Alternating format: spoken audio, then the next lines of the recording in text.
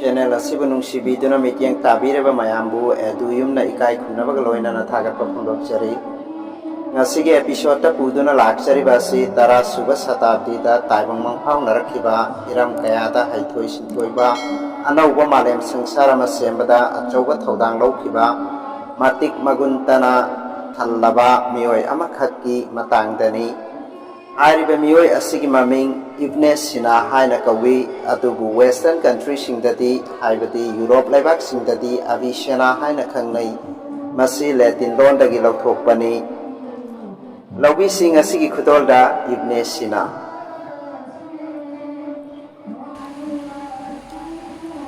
Ibn Sina gi asengba maming asi Abu Ali al-Hussein Ibn Sina haina kawi Ibn Sina Uzbekistan gi Bukhara haina khangnaba maming chatlaba sahar asida ingsok chamapan ga marfu haibadi 980 AD adwaida taibang mangphau narakhi aduga ingsok lising amaga supna kunthraga taretta taibang pan thadokhi mahakna aroibe yahip tan khiba mafam asi Iran gi Hamadan haina khangnaba mafam asidani Medieval period ki matamni Muslim singna ayaubi thakta chawkhat lingai samna hairabada Islamic Golden Age haina human history da sanagi mayekna lana yektuna laikhraba matamni Ibn Sina na taibangda rakhiba matam asi Ibn Sina mahakna sahi tara nithoi khak surakpa adwai dagi hauduna ana layengi lamda mahi tamba horakhi mahaki mahi masing tambada thawai yauba amadi hotnaba kanba asina chingba magun sing asina sahi tara nipan mapung pharakba adwaida mahak ana layengi maramda chapchana haithoi singthoiba mioi ama oiduna medical practitioner haibadi ana layengi thabak chathaba hauki Miyoi bagi haksel gi maramda amadi ana layeng gi pathap kaya gi maramda miyoi bajati da khudol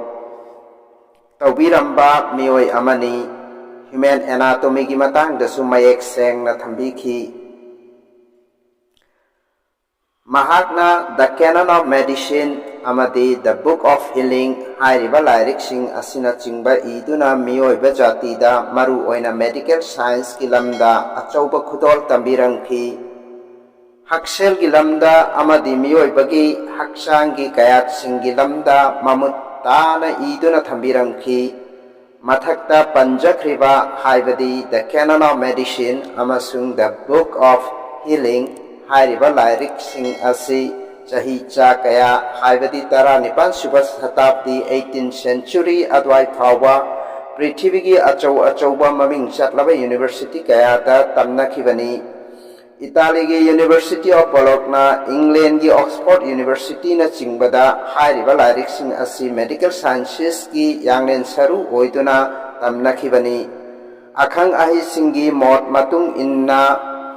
ngasi phawda medical sciences gi lamda mahaki wakhalon sing asi adumak mami tari Medical sciences ki lamda mahakna taukhiba contribution mayam asina mahaku ngasidi the father of early modern medicine haina khangnari ngasi maki context ta panba tarabadi COVID-19 gi pandemic asini hairiba tamthiraba malem pummada sandokli balaina asidagi ngakthok nanaba maru oiba haibadi tangai fadraba pambai ama haiba taragadi quarantine gi wakhalon asini hairiba quarantine gi wakhalon asimak Ibn Sina na hodok lambani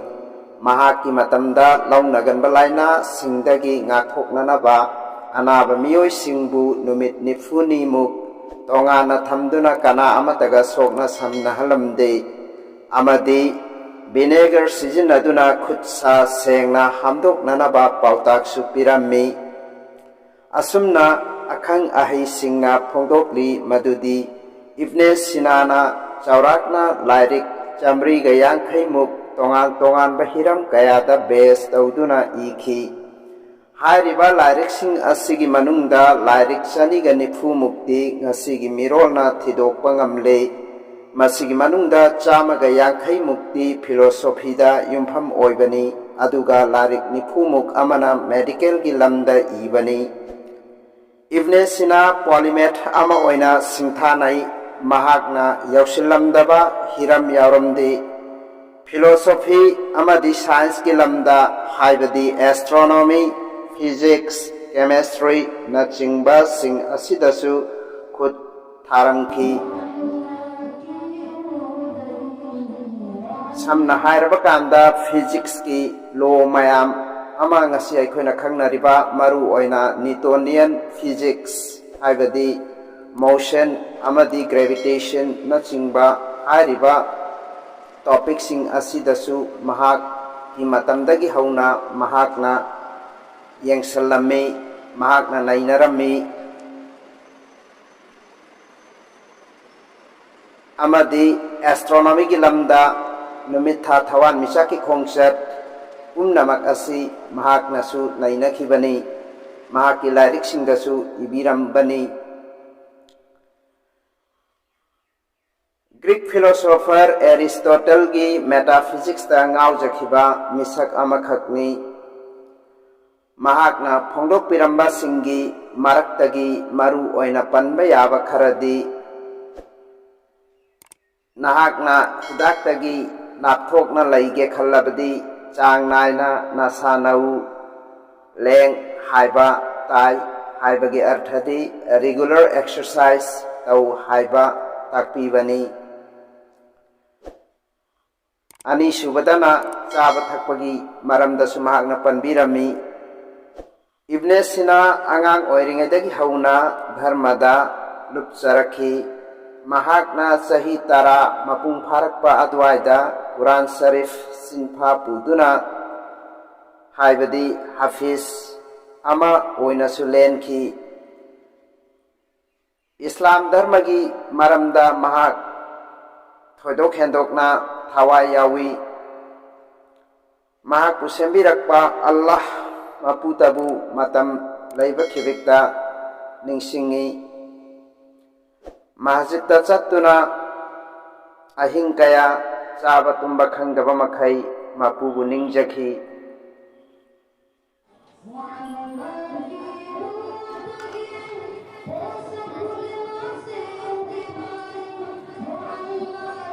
महाक सुनी महजब चटपा मुस्लिम अमनी मसिनी इब्ने सिना की मरमदा नुंगसिजरबा व्यूअर्सिंगदा ngasi थमजानिंगलिबा असि मयाम खन्नबियु नैनबियु महाकी मरमदा मसिगुम्बा असि नौहौनना थिजिंदुना नैनदुना हौगतलक्तिबा नहारोल Sartre खुदिंगमकना मसिदगी वखल लौसिंग ओइदुना lyric लाइसु हैबा चावखतपा खुनाय अमा सेंबदा मतेंग ओहेलसी हाइबसिगा लोइनना नुंगसिजरबा व्यूअर मयामदगी कायननबा याथंगनिजरी एपिसोड असिबु मयामना नुंगसिबिदुना लाइक तौबिरमु सब्सक्राइब अमदी शेयर तौबिदुना चैनल असिबु योखतबियु हाइना नोरुकजरी अनौबा कानगदबा खुदोल उदुना मथंगी एपिसोड अमगा लोइनना लाक्सगे ngasiगी ओइनदी मयामदगी